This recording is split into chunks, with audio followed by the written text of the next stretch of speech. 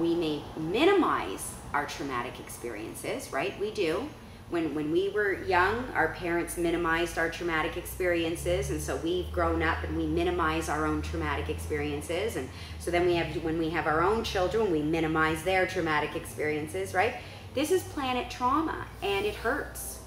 It hurts. Our interactions with other people hurt, right? It doesn't always feel good, and there are injuries, and some of them are very deep, but we're not honoring that, and we're not listening to how our body's trying to tell us that we've been injured, and that we need to pay attention, and that we need to hear it and hold it, you know, with loving attention, and let it move through us.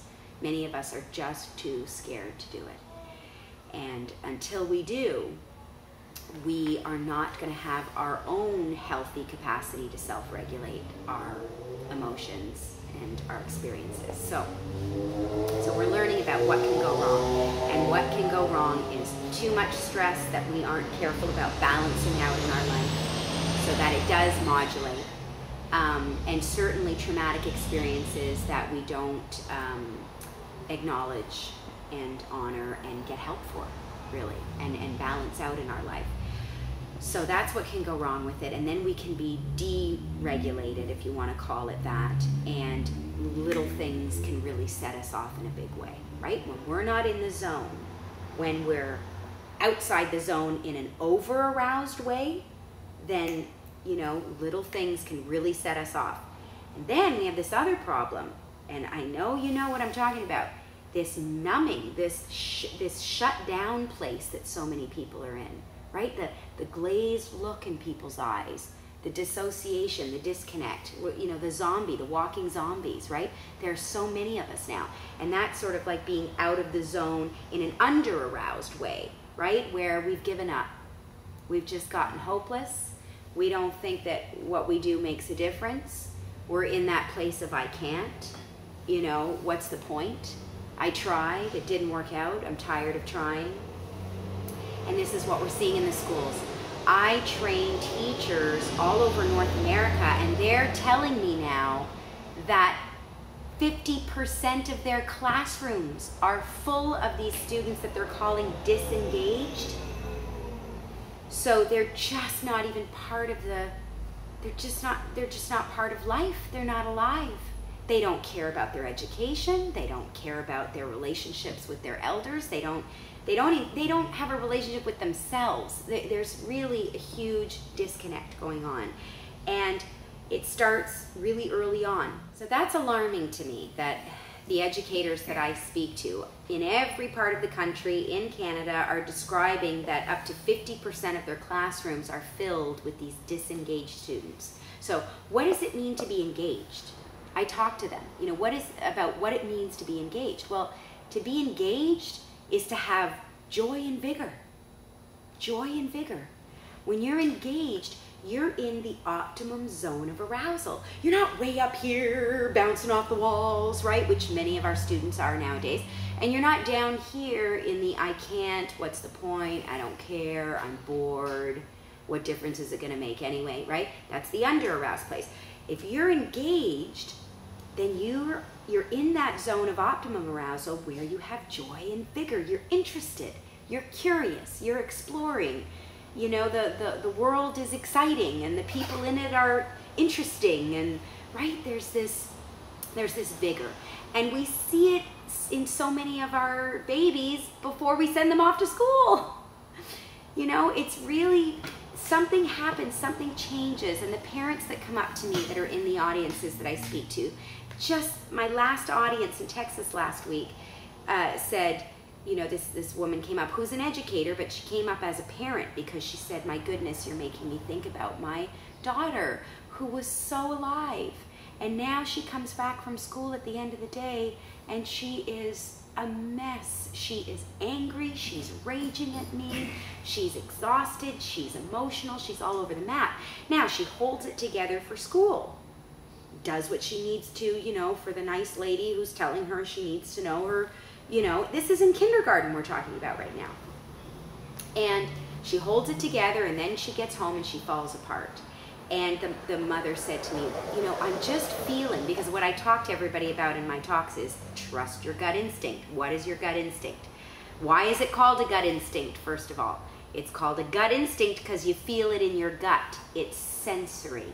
It is a gift from your animal brain. What is your animal brain geared for? Survival. It's all about preserving you, the wellness of you. So when you get a gut instinct and you feel that sensory experience that's coming from your animal brain, because that's the language it speaks, and you get that sick feeling in your stomach and your knees start to wobble and your animal brain is saying, this isn't good for your wellness. This isn't about your survival. This could threaten your survival. When you get that gut instinct, listen to it. It is a gift. Do not let your neocortex, who likes to think of itself as, you know, the end-all be-all, well, it can talk us out of our gut instinct. It can talk us out of it. It can say, don't be ridiculous, right? That's what the neocortex, it's all about, ego and control, and it wants to shame us sometimes out of this fear, this very healthy fear that the animal brain gives us to say, this isn't good. So this mother came up to me and said, my gut instinct is telling me to get her the heck out of that school. And I looked at her and I said, get her the heck out of that school. Get her out. She's not ready. You know, it doesn't matter that academically she's piecing it together and making it work. What matters is that she's falling apart.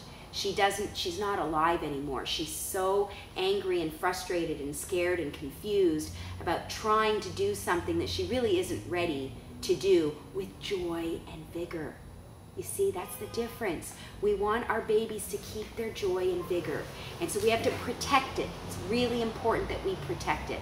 And we do that by making sure that they're not being thrown into something that their brain isn't ready for yet.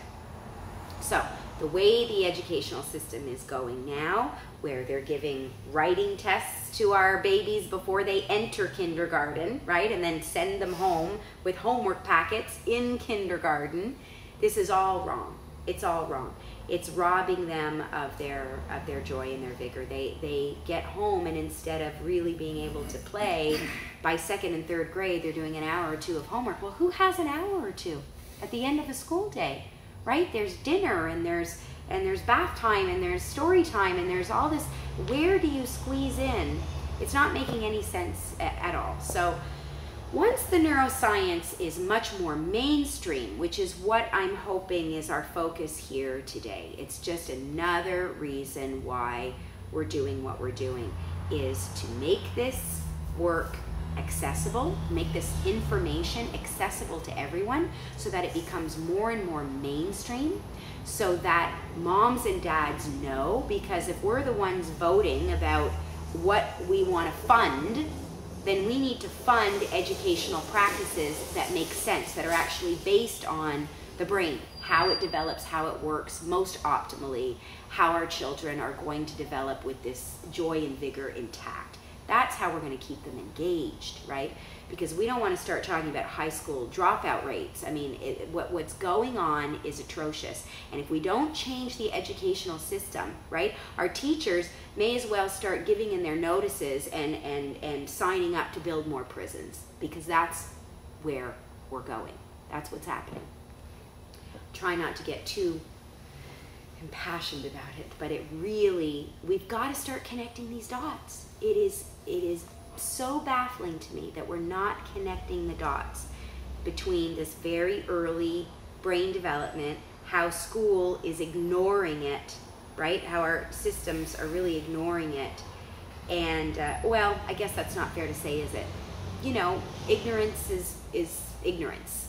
So we've got to make it mainstream, so we no longer have that excuse that we're ignorant about it. We need to know that this is what the neuroscience says is possible, and then we need to be creating our policy and our systems in response to the neuroscience and how the brain develops, and then we've got, you know, we've got a system that works. So until then, it's not working. And that's why we've got charter schools, and we've got alternative schools, and we've got, you know, Andre Agassi creating his own school, and Bill Gates saying, you know, he's going to do it a different way, because the way that it's working generally now doesn't work.